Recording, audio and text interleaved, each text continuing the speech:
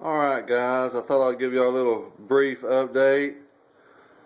Those are all the old mortars that came with my shells. And I had this 18 rack I bought last year. But I just bought 10 more tubes from pyroboom.com, and I built these racks myself. Painted them black just because I like the way the black looks, and at night it won't show up so much out in the field. But just thought I'd give y'all this quick little update. Talk to you later. Bye bye.